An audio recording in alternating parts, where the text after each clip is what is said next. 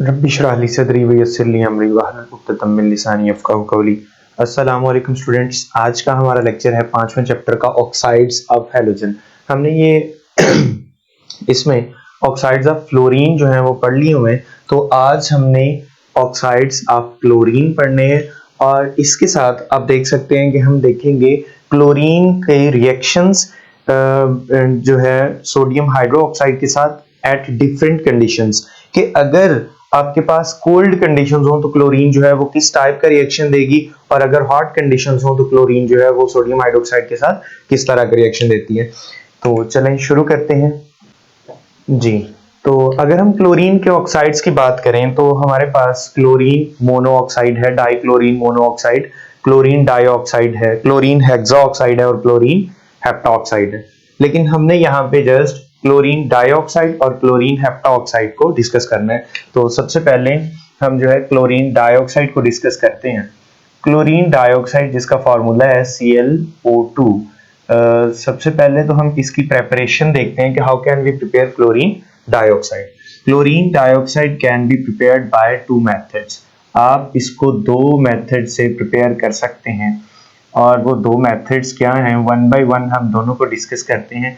सबसे पहला मेथड ये है कि हम सोडियम क्लोरेट लें, मींस के क्लोरिक एसिड का साल्ट सोडियम के साथ वो सॉल्ट लें, जिसमें से कि हमें रिक्वायर क्या होगा, क्लोरेट आयन, ठीक है, ClO3 नेगेटिव आयन।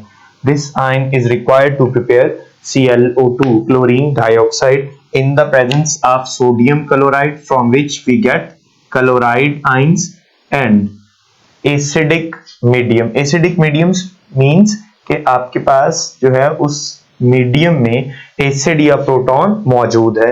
अब ये एसिडिक मीडियम जो है एज एन कैटलिस्ट एक्ट करता है, मींस कि आपके पास जो है ये रिएक्शन को इनिशिएट करता है, एज सच कैटलिस्ट के तौर पे एक्ट नहीं करता, क्योंकि कैटलिस्ट की जो डेफिनेशन है उसके मुताबिक ये एसिड जो है वो कैटलिस्ट नहीं बन पाता।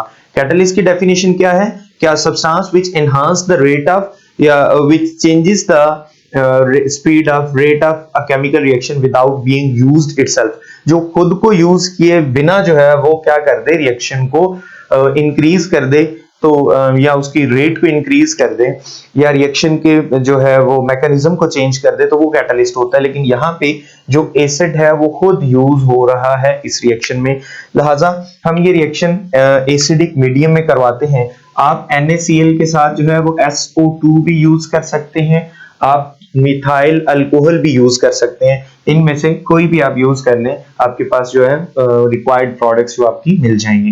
तो आपके पास ये रिएक्शन किस तरह से होता है हम देखते हैं जी। क्लोराइड आयंस जो हैं ये क्या होते हैं, ऑक्सीडाइज और कन्वर्ट हो जाते हैं क्लोरीन ऑक्सीडाइज्ड क्लोरीन में, मॉलिक्यूलर क्लोरीन में, और एक ऑक्सीजन रिलीज होता है from chlorate and it converts into chlorine dioxide 2ClO2 and the 4H positive ions form H2O means water बनता है। क्लियर हो गया यहां तक। ये था जी इसका पहला प्रेपरेटरी मेथड कि अगर हम क्लोरेट सोडियम क्लोरेट को सोडियम क्लोराइड की मौजूदगी में या मिथाइल अल्कोहल की मौजूदगी में सोडियम क्लोराइड के साथ या सल्फर डाइऑक्साइड की मौजूदगी में इन एसिडिक मीडियम रिएक्ट करवाएंगे तो आपके पास क्लोरीन डाइऑक्साइड आपका रिक्वायर्ड प्रोडक्ट मिलेगा। और उसके बाद जो नेक्स्ट इसका जो रिएक्शन है वो ये है कि अगर हम पोटेशियम क्लोरेट का रिएक्शन करवाएं सल्फ्यूरिक एसिड के साथ, किसके साथ, सल्फ्यूरिक एसिड के साथ, तो आपको क्या मिलता है, क्लोरीन डाइऑक्साइड मिलता है। But this reaction is so violent, so we have to use any retarder या ट्रैंक्विलाइजर। हम क्या करते हैं जी, एक रिटार्डर यूज करते हैं, that is oxalic acid C2H2O4।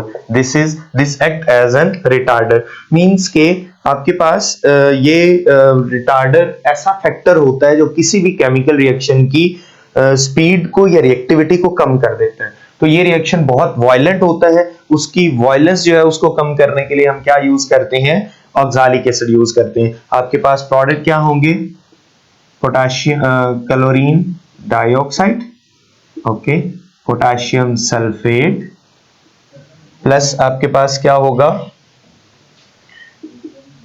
2H2O और प्लस आपके पास क्या होगा 2CO2 कार्बन डाइऑक्साइड। क्लियर हो गया यहां तक?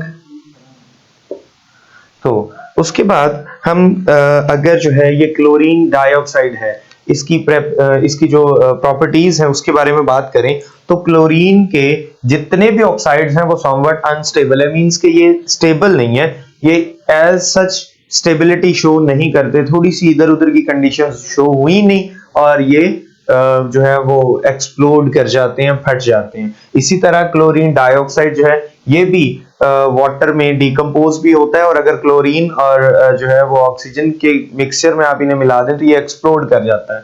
ठीक है, तो आपके पास इनकी प्रॉपर्टीज जो है वो बहुत ज्यादा है, मींस के ये ब्लीचिंग एजेंट के तौर पे यूज होते हैं। अब ब्लीचिंग एजेंट क्या होते हैं? ब्लीचिंग एजेंट मींस के ये किसी भी जो कलर्ड मटेरियल है उसको डीकलराइज करने की कैपेबिलिटी रखते हैं, तो इसको सेलुलोज में यूज भी किया जाता है as an bleaching agent. Clear हो गया? उसके बाद हमारे पास जो क्लोरीन का सेकंड ऑक्साइड है वो कौन सा है? Chlorine hepta oxide. अब क्लोरीन हेप्टा ऑक्साइड जो है ये हमें प्रिपेयर करने के लिए, ये असल में क्लोरीन हेप्टा ऑक्साइड क्या है? It is the anhydride of perchloric acid. Chlorine hepta oxide Cl2O7 ये क्या है असल में? It is the anhydride of perchloric acid. तो इसकी प्रेपरेशन क्या है? जस्ट आप क्या करें, डीहाइड्रेट करवा दें किसको? परक्लोरिक एसिड को, तो आपके पास उसका एनहाइड्राइड मिल जाएगा, एनहाइड्राइड ऑफ HClO4। तो how can we prepare this Cl2O7 if we dehydrate HClO4 in the presence of a strong dehydrating agent phosphorus pentaoxide, then we would get phosphorus acid HPO3 plus हमें क्या मिलेगा? Cl2O7 chlorine hepta oxide. Clear हो गया? These were the methods for the preparation of the oxides of chlorine। उसके बाद हमारे पास है reactions of chlorine at different temperatures with sodium hydroxide। Okay, या आप ये कह सकते हैं reactions of chlorine with hot and cold sodium hydroxide। तो हमने ये देखना है जी कि क्लोरीन को अगर हम hot and cold sodium hydroxide के साथ रिएक्ट करवाएं तो आपके पास क्या बनता है। ठीक है, रिएक्शंस ऑफ क्लोरीन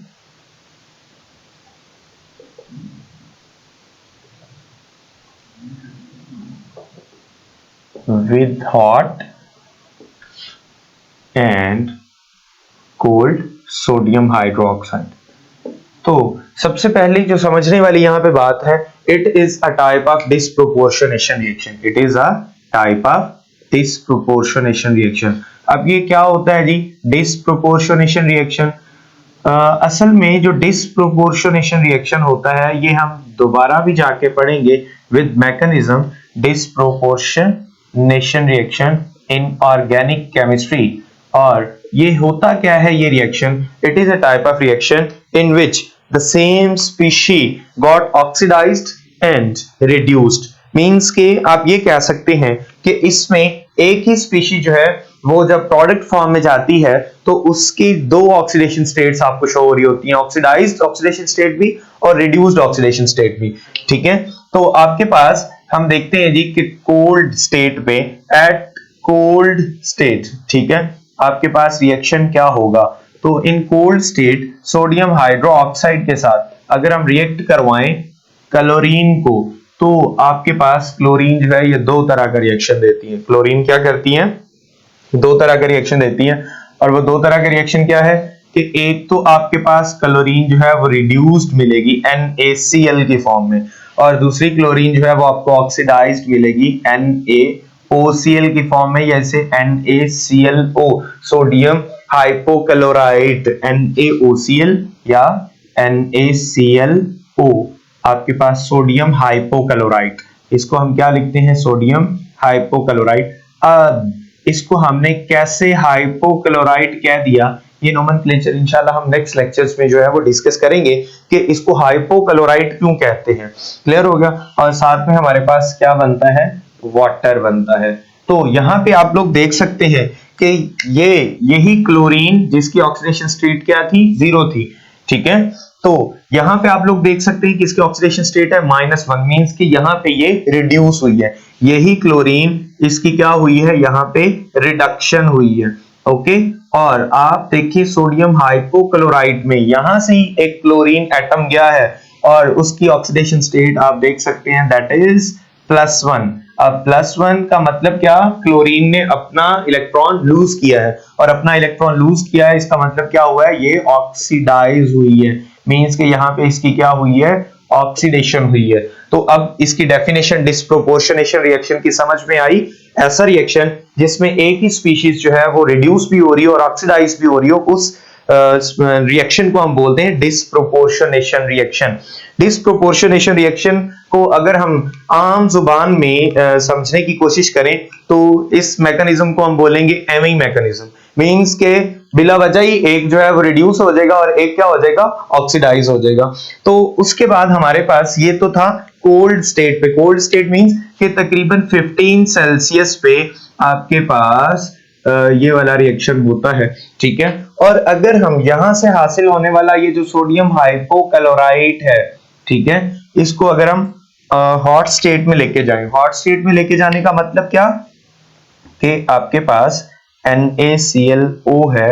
ओके, इसको अगर आप 70 सेल्सियस पे हीट अप करते हैं, क्या करते हैं, 70 सेल्सियस पे हीट अप करते हैं, हॉट स्टेट में लेके जाते हैं, तो आपके पास जो रिएक्शन मैकेनिज्म है वो चेंज हो जाता है और फिर यहाँ पे हमें एक डिस्प्रोपोर्शनेशन रिएक्शन मिलता है। यहाँ पे हमें जो क्लोरेट में क्लोरीन है इसकी आप देखेंगे कि ऑक्सीडाइज्ड और फिर रिड्यूस्ड फॉर्म मिल रही है।